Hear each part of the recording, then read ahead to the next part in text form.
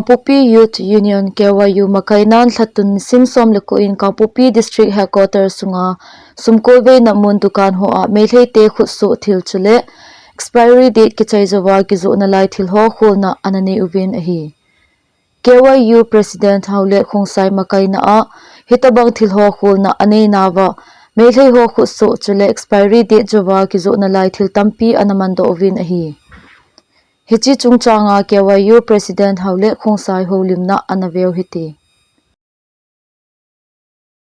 tunihin ichen now Kangpokpi District Headquarters muna Khosunga dukan bazar sunga ne alo dinga pha alo wale Meitei Meilhei ho thilsim product so phebep khat to atina thillalo akiju ho expiry phebep khari KYU akimanin icho chu la dimserin icho in nehthei ding bachun Meilhei to yung ki karnaw hi kumni lingtan ya chu tu a hi Meilhei to ki karnaw chungchona separation day tia remembrance this here now bangachun Kangpokpi Town sung alawal kukilan sunga hi chi Meilhei product so thillo ho Meilhei ho khutsim josi Kangpokpi Khosunga kijoh sa lehel de hin ne yong ne lo de we so pi ulanau te ho ya chu tu ne hi KYU hichi pona najala hichi Kangpokpi Khosung dukan ho check ki bolin kholna ki jin hile hichi Meilhei product so Meilhei on asimu theitui jui so phek ki man doin ateng le expiry ho phek dong ki man don hin hichi velea chun ichate ho no ha don tuita hin ala hichi march la aju kichai hitan hitobang ho hi expiry akiman cho hin ateng le chiong hi chate na te ho adu hin chong hi expire hita hi hitobang ho hi Kangpokpi Khosunga kol dukan ho tamta akimanin hi teng le hichi pa hi le toi jelly kiti hi chapang hon adu teng le iha ne we ni chi piam tile tu masang jani vela dunga video hung viral chu tuni KYU jo hula kile yin tam pimpi akimanin KYU jo hichi video hung viral chu kave bin kyo ka bol bin le asunga hin plastic ne dinga phalo tamta ajaw bin he kyo ka man do bin he teng le hichi nimbu pani hin lain vele chun lain lining tho hichi infraways Meilhei ho khutsim product so hin he teng le Meilhei jam jong cha hin omin hi cho hi Meilhei hon asim mo hin teng le hi cho hi mela chu Meilhei jam omin teng le lining tho ti lion jong akiji ne he cho hi Meilhei hon asim mo hin cho hi jui se hin cha jong Meilhei jam len ta akiji ne he ete bang ho jong hi Khosunga kijoh sa lo hin teng le i tui in XSS kiti in cho hi Khosunga tamta akijoh ta de cho Meilhei ho sip he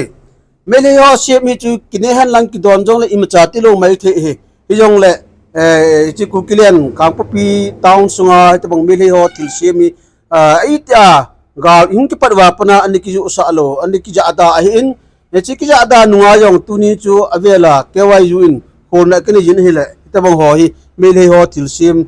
don ding nehthei tamta he akiman don he chi Khosunga nulapa te hon viang sunga dukan yau cha bolo nyang phaten ki vet win lang aban ting le viang sung lang dukan jong hin ki check hin ki holding he vela chu chan chi Meilhei jam len ta ki ji he teng le a company vela chun lining tho infraways ko hampa na ki sim he cho hi Khosunga ijo win atel e ho azu ho nyang he lo mai the dukan to hon jong phaten na vet wa Meilhei jam ki ji no lining tho ki ji hoi pata ne wa cho he na ju ta lo ding wa avela Khosung mi het sa na le team na kan in chu te la cha te na te hon jong hitobang ne lo ding don lo ding a ki se ho yang pata init wa ne lo wa ikoi ying di win de omen he ine wa dam mo pi sang wa ne lo wa dam chu apha ying chu KYU kuna Khosung mi pi jo si team na le ngi na kan ni naw chem chu tan ki pe Meilhei te Khutsoh le expiry date kichai jouva kijoh thil ho ti ta lovin tulai ta adia chapanghon adu mama u toy jelly phatlodan social media ahung viral tathanin KYU injong hichi toy jelly dukana kijoh ho anaman uvin ama ho office muna vetsa na kichi ta ananei nawa hichi toy jelly la rubber plastic tabang ajaw hi kichi ta in mu theijin a umin hichi hi ta sa adia phalo ta hi ji in hichi toy jelly jong hi khopi sunga akhamtawin a hi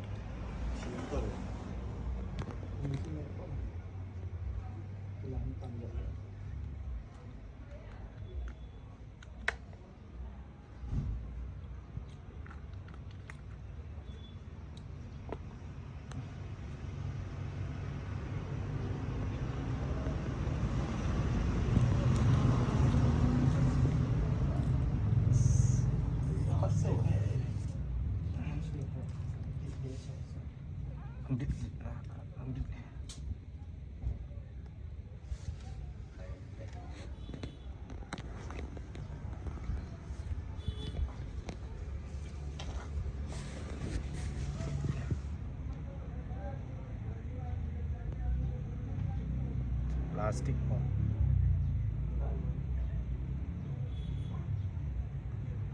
Cho he cha teo ho ne sa sa he.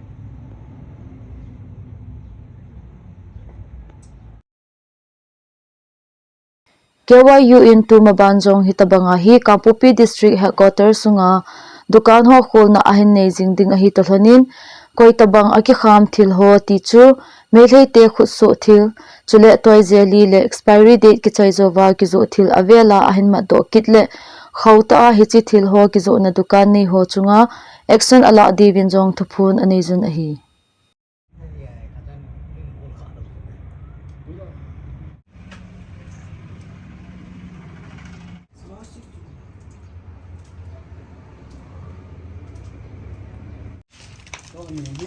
Toy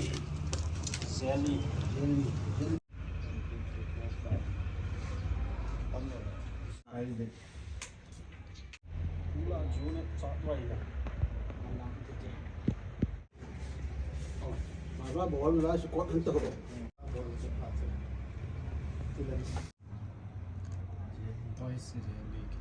kita.